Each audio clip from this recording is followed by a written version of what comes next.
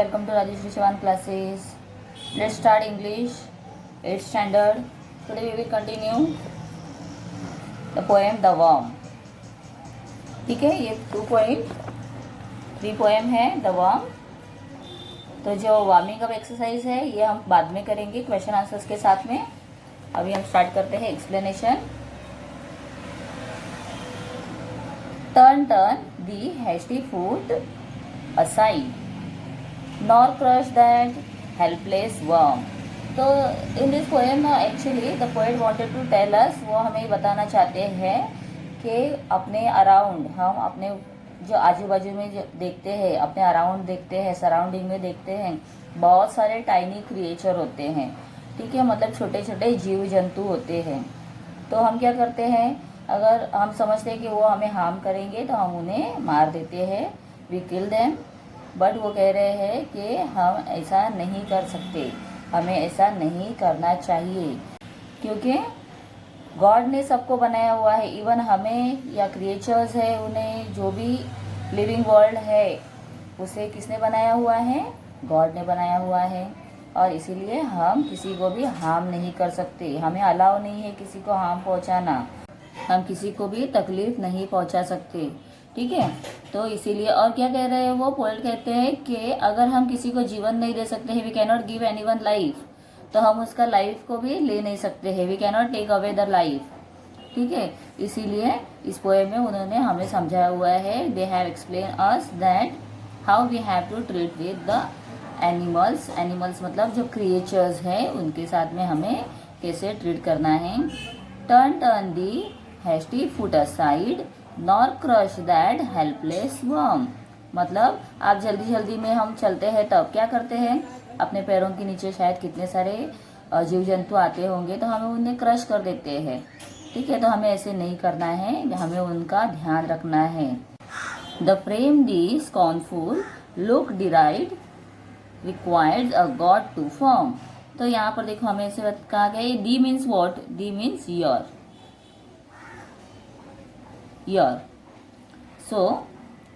तो हमें क्या कह रहे हैं कि जो भी यहाँ पे देखो स्कॉर्नफुल का भी दिया हुआ है, फील्ड विथ हेट. हमें जो भी क्रिएचर्स है, suppose we don't like that, हमें वो क्रिएचर पसंद नहीं है, लेकिन फिर भी हम उसे हार्म नहीं कर सकते हैं, क्योंकि किसने बनाया उसे गॉड ने बनाया हुआ है. God has created, they have created by God. God ने दिया, उसे क्रिएट किया हुआ है.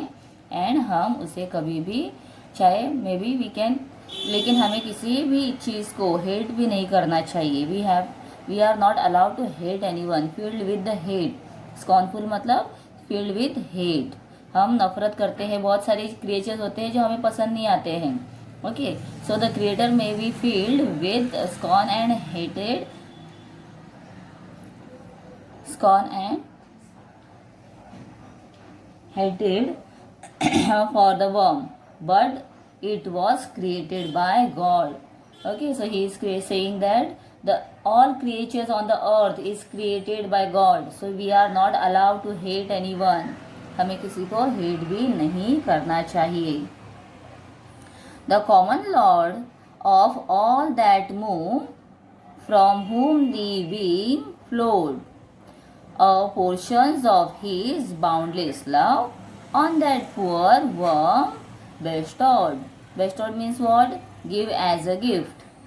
Then the being means your life existence. So here the same God who has made the human being and all other things, same God ने क्या किया हुआ है, एक ही गॉड है सबका. ओके, लोगों ने डिवाइड कर दिया है गॉड को, but God is only one. और गॉड ने ही क्रिएचर्स को बनाया है, ह्यूमन को बनाया है. जो भी एनिमल्स आप सराउंडिंग में देखते हो सबको किसने बनाया हुआ है, गॉड ने ही बनाया हुआ है. And all other things that move has also given a portion of his unlimited love to the poor worm. और इसीलिए the portion of his boundless love, और गॉड जितना ह्यूमन को he love the human being, that much only he love all creature, क्योंकि वो भी उसके ही बच्चे हैं, गॉड ने उन्हें भी बनाया हुआ है. ठीक है, then the sun, the moon, the star he made, to all his creatures free, and spreads over, इसका मतलब होता है ओवर और the grassy blade for worms as well as bee. तो गॉड ने क्या किया हुआ है, गॉड ने ये सन मून जो भी सब बनाए हुए हैं ये सबके लिए बनाया हुआ है इक्वली। उन्होंने गॉड ने किसी के साथ पार्शियलिटी नहीं की है, सबको इक्वली, सब सन और मून है, स्टार्स है, उनकी ग्लोरी मिलती रहती है, शाइन मिलता रहता है, ठीक है। और वो सबके लिए कैसे है, फ्री है। Then all spreads over the earth the grassy blade for worms as well as D means what, you. तो ये आप मीनिंग लिख लो, क्योंकि ये जो इंग्लिश वर्ड्स होते हैं ओल्ड इंग्लिश के वर्ड्स हैं और इसीलिए अभी इसके न्यू प्रोनाउंसिएशन है, इसे आप लोग लिख कर लो, एग्जाम में भी आ सकते हैं। तो therefore the grass that grow over the earth and made for the worms as well as for the human being, वो किसके लिए है, ह्यूमन बीइंग के लिए भी है, ठीक है। Then let them enjoy their little day, their lolly bliss received. Oh, do not lightly take away the life though casn't not give. अभी देखो यहाँ पर फिर से एक न्यू वर्ड आया है, कैजेंट, मतलब क्या होता है, कैन। तो और दो मतलब क्या है, अगेन यू। तो यू के लिए हमारे पास बहुत सारे वर्ड्स हैं, दी है, दो है, you, and this is what, can, okay. तो यहाँ पर अभी फिर से हमें एक जो पोएट है what he wanted to explain us, the poet tell us that we can not allow the worms to enjoy their brief life. हम क्या करते हैं, हम उन्हें उनका जो लाइफ है उसे एंजॉय करने के लिए अलाउ नहीं करते हैं, वी किल देम समटाइम्स, हम उन्हें मार देते हैं।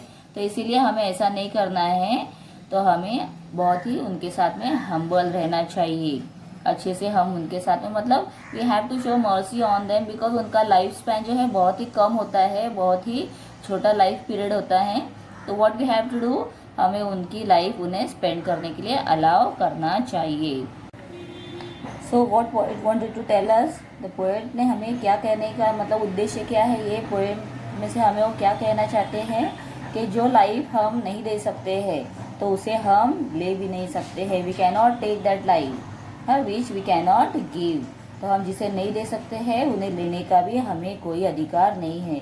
तो अगर चाहे आपके घर में कोई वर्म है या कोई कीड़ा आपने देखा हुआ है तो आपको क्या करना है, यू डोंट किल इट, आप लोगों को उसे उठाकर बाहर अपने डोर स्टेप के बाहर उसे रख दो, हाँ, लेट देम गो, उन्हें जाने दो, उन्हें अपनी लाइफ स्पेंड करने दो, क्योंकि उनकी लाइफ स्पेंड जो होती है बहुत ही छोटी होती है, हाँ, बहुत ही हार्डली कम दिन के लिए वो जीते हैं। ह्यूमन लाइफ के जैसे बहुत सारी ईयर्स उनकी लाइफ नहीं होती है। Some animals, some kinds of worms we can see they can live only for few days, ठीक है। जैसे हमें क्या करना है, तो उन्हें उनकी लाइफ जीने के लिए अलाउ करना चाहिए, ओके। तो बहुत अच्छा एक्सप्लेनेशन द वर्म इस पोएम से हमें पोएट ने दिया हुआ है, and we have learn a new thing from this poem कि हमें ऑल क्रिएचर्स गॉड ने बनाए हैं, इंक्लूडिंग अस, हमें भी बनाया है। जो टाइनी क्रिएचर्स हम अपने अराउंड देखते हैं, इतने सारे कीड़े मकोड़े होते हैं, सबको किसने, गॉड ने बनाया है। All are the God's kids, God's के बच्चे हैं वो, तो इसीलिए हम उन्हें अलाउ करेंगे जीने के लिए, ठीक है।